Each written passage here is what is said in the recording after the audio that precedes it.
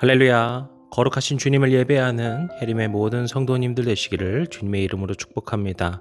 오늘 아침도 주님께 예배로 또 찬양으로 나아갈 수 있는 거룩한 시간이 되기를 원합니다. 8월 5일 토요일입니다. 다 함께 조용한 기도 드리심으로 주님께 예배 드리겠습니다. 우리의 삶의 주관자 되시고 모든 것을 만져주시고 인도하시는 사랑의 아버지 하나님, 주님의 은혜로 말미암아 오늘 하루도 우리가 보낼 수 있음을 고백하며 주님께 감사드립니다. 우리의 하루하루의 삶의 모든 것을 주님께서 주심을 감사드리며 오늘 주님께 예배하길 원하오니 우리의 예배를 기뻐 받아주시옵소서. 우리가 거룩한 산제물이 되어 주님을 예배하는 예배자가 되길 원하오니 주님 우리 예배 가운데 홀로 영광 받아 주시옵소서. 우리 가운데 함께하여 주시고 역사하여 주시는 우리 주님 예수 그리스도의 이름으로 기도드렸습니다. 아멘. 오늘 함께 고백할 시편의 찬양은 시편 1편 4절에서 6절까지의 말씀입니다. 악인들은 그렇지 아니하며 오직 바람에 나는 겨와 같도다. 그러므로 악인들은 심판을 견디지 못하며 죄인들이 의인들의 모임에 들지 못하리로다. 무릇 의인들의 길은 여호와께서 인정하시나 악인들의 길은 망하리로다. 아멘. 오늘 우리에게 주시는 하나님의 말씀은 예레미야서 15장 1절에서 9절까지의 말씀입니다. 여호와께서 내게 이르시되 모세와 사무엘이 내 앞에 섰다 할지라도 내 마음은 이 백성을 향할 수 없나니 그들을 내 앞에서 쫓아내보내라. 그들이 만일 내게 말하기를 우리가 어디로 나아가리오 하거든 너는 그들에게 이르기를 여호와께서 이와 같이 말씀하시니라. 죽을 자는 죽음으로 나아가고 칼을 받을 자는 칼로 나아가고 기근을 당할 자는 기근으로 나아가고 포로될 자는 포로됨으로 나아갈지니라 하셨다 하라. 여호와의 말씀이니라. 내가 그들을 네 가지로 벌하리니 곧 죽이는 칼과 찢는 개와 삼켜 멸하는 공중의 새와 땅의 짐승으로 할 것이며 유다 왕 히스기야의 아들 므낫세가 예루살렘에 향한 것으로 말미암아 내가 그들에게 세계 여러 민족 가운데에 흩으리라. 예루살렘아 너를 불쌍히 여길 자 누구며 너를 위해 울 자 누구며 돌이켜 내 평안을 물을 자 누구냐. 여호와께서 이르시되 내가 나를 버렸고 내게서 물러갔으므로 내게로 내 손을 펴서 너를 멸하였노니 이는 내가 뜻을 돌이키기에 지쳤음이로다.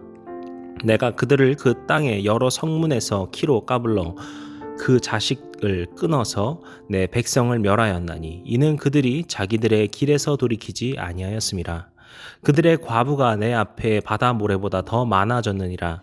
내가 대낮에 파멸시킬 자를 그들에게로 데려다가 그들과 청년들의 어미를 쳐서 놀람과 두려움을 그들에게 갑자기 닥치게 하였으며 일곱을 낳은 여인에게는 쇠약하여 기절하게 하며 아직도 대낮에 그의 해가 떨어져서 그에게 수치와 근심을 당하게 하였느니라. 그 남은 자는 그들의 대적에 칼에 붙이리라. 여호와의 말씀이니라. 아멘. 어제까지 우리는 예레미야 14장의 말씀을 나눴고요. 오늘부터는 예레미야 15장의 말씀을 나누고자 합니다. 이제 하나님께서는 예레미야를 향하여서 유다를 향한 심판이 확고하게 잡히셨음을 말씀하십니다. 1절을 보시게 되면은 모세와 사무엘이 내 앞에 섰다 할지라도 내 마음이 백성을 향할 수 없다라고 말씀하고 있습니다. 여기서 이 모세와 사무엘을 언급하는 것이 참 중요한데요. 이들은 모두 이스라엘에서 역사적으로 중요하게 여겨지는 인물들이기 때문입니다.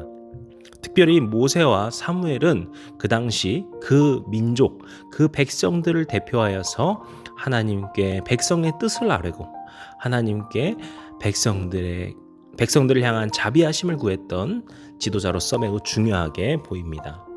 모세가 어떻습니까? 이스라엘을 가나안으로 이끌면서 그 광야 생활을 할 때 백성들이 죄를 짓고 벌을 받을 때마다 그 모세가 하나님 앞에 나아가서 용서를 구하였고 주님의 뜻을 구하였습니다. 사무엘은 또 어땠습니까? 이스라엘이 하나님께 왕을 구하면서 왕을 달라고 할 때 그는 하나님께 나아가서 그것으로 인하여서 슬퍼하였습니다. 왜냐하면 하나님께서 이스라엘 향해 실망하셨기 때문이죠. 이스라엘이 더 이상 하나님을 왕으로 생각하지 않고 그들의 왕을 원하는구나. 이것 때문에 하나님이 슬퍼하셨습니다. 그리고 그런 하나님 앞에 백성의 대표로 나아가고 회개하고 기도하였던 사람이 바로 사무엘이었습니다. 바로 이렇게 백성들을 대표하고 대변하였던 것이 이 모세와 사무엘이었는데요.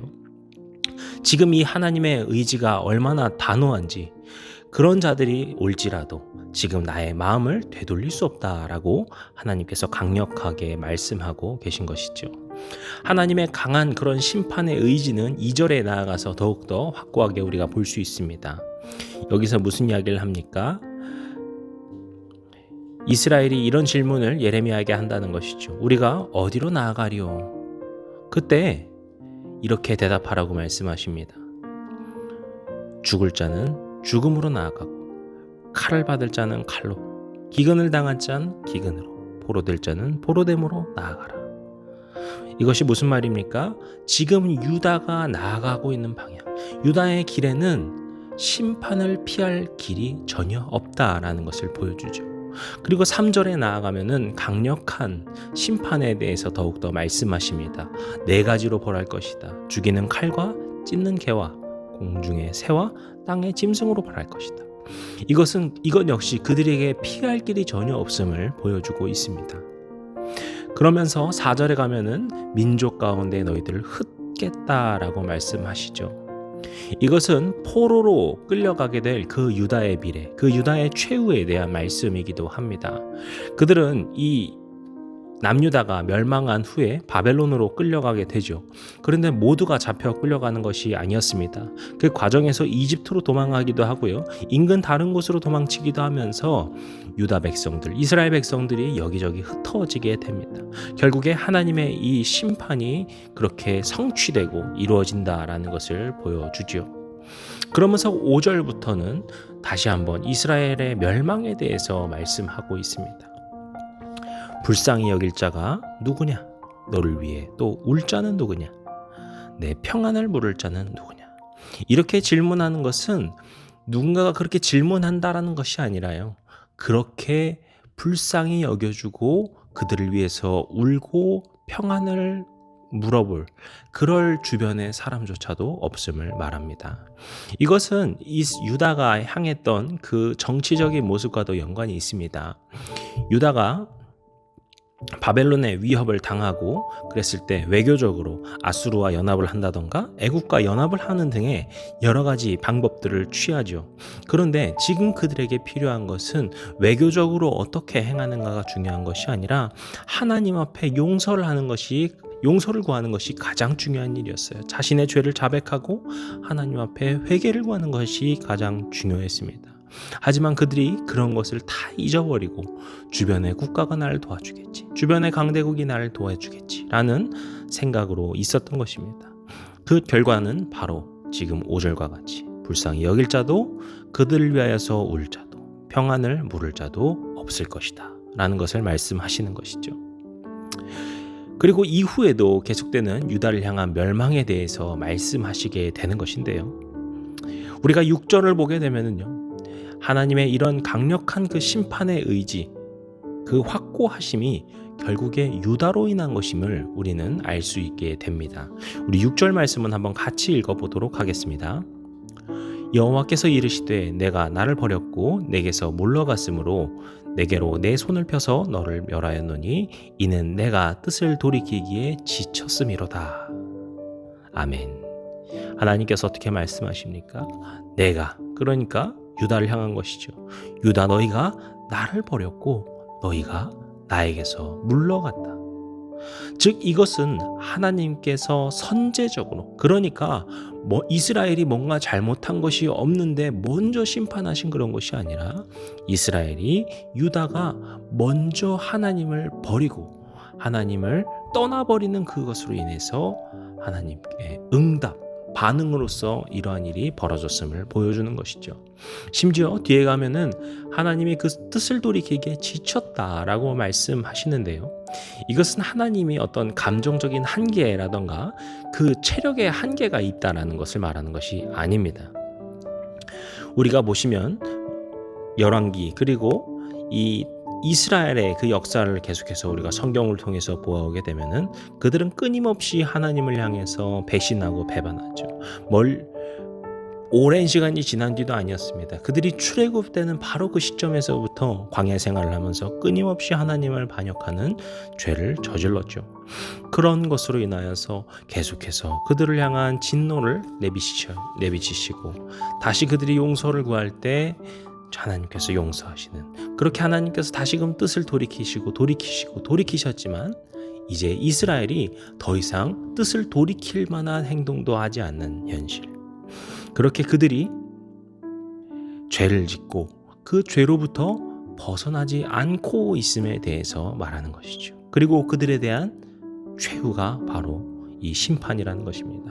결국 하나님께서 지치셨다라고 하는 말은 하나님의 어떤 한계를 말하는 것이 아니라 그 하나님의 때가 다가왔노라라는 것으로 알 수 있겠습니다. 이 점은 예레미야에서 우리가 계속해서 보았던 이야기도 하죠. 하나님의 진노에 대해서 보았고요. 그 진노가 멈추지 않고 있음을 우리가 계속해서 보고 있습니다. 그런데 이것이 반복된다라는 것은 매우 중요합니다. 왜냐? 그만큼 예레미야서가 또 예레미야서를 통하여서 하나님께서 끊임없이 강조하고 계신다는 것입니다. 하나님께서는 우리를 향해 끊임없이 참으시고요, 기회를 주시고요, 그 신실한 사랑을 부어주십니다.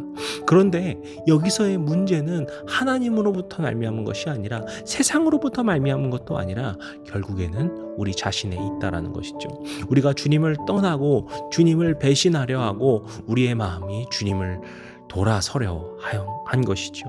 우리가 결국에 죄로 향하고 있던 결국 우리 자신에게서 그 문제가 시작되었음을 예레미야는 계속해서 강조하고 있는 것이죠. 결국 유다의 멸망은 그들이 자초한 일이라는 것이고 그러한 멸망이었기 때문에 지금 우리도 이것을 귀담아 들어야 할 것입니다. 7절에서도 이와 같은 말씀의 표현을 볼 수 있습니다. 마지막에 보시면 이렇게 말씀하시죠. 이는 그들이 자기들의 길에서 돌이키지 아니하였다. 하나님께서는 기회를 주셨고 하나님께서는 길을 주셨지만 결국에 하나님께 돌아오지 않는 그 유다의 모습에 심판이 계속해서 가까워 오고 있음을 예레미야의 말씀을 통해 볼 수 있는 것입니다. 하나님께서는 계속해서 말씀하셨습니다. 죄로부터 돌이켜라. 하나님께로 돌아오라. 하지만 그들은 순종하지 않고 그 말에 귀 기울이지 않고 멸망으로 나아가고 있었습니다. 오늘 우리는 어떠해야 할까요? 정말 바라고 원하건대 또 간절히 기도하건대 우리 해림의 모든 성도님들께서는 주님께 더욱더 귀 기울이시고 그 죄로부터 돌이키시고 늦었다 생각될지라도 바로 그때 주님께 다시금 돌아오셔서 주님의 음성으로 나아가시는 모든 성도님들 되시기를 주님의 이름으로 축복합니다. 기도하시겠습니다. 주님의 은혜와 사랑에 감사드립니다. 주님께서 우리를 돌봐주시고 우리와 함께 하심을 우리가 믿으며 고백합니다. 오늘 이 시간 주님을 찬양하는 예배자들이 우리의 모습이 되게 하시고 주님, 우리가 어느 때든지 주님께 돌이키고 우리의 마음이 언제라도 주님께 다시금 향할 수 있도록 그렇게 주님을 잊지 않고 살아가는 주님께서 우리의 마음의 중심 되신 삶을 살아가도록 도와주시옵소서. 오늘 우리의 삶의 하루하루가 오직 주님과 함께 동행하는 거룩하고 복된 삶이 될 수 있도록 축복하여 주시옵소서. 오늘 하루의 모든 순간을 주님께 맡겨드리오며 모든 말씀 예수님의 이름으로 기도드렸습니다. 아멘. 이제 우리 주기도문 함께 고백하시고 오늘 예배를 마치도록 하겠습니다. 하늘에 계신 우리 아버지여, 이름이 거룩히 여김을 받으시오며 나라의 임하옵시며 뜻이 하늘에서 이룬 것 같이 땅에서도 이루어지이다. 오늘날 우리에게 일용할 양식을 주옵시고 우리가 우리에게 죄진 자를 사하여 준 것 같이 우리 죄를 사하여 주옵시고 우리를 시험에 들게 하지 마옵시고 다만 악에서 구하옵소서. 나라와 권세와 영광이 아버지께 영원히 있사옵나이다. 아멘.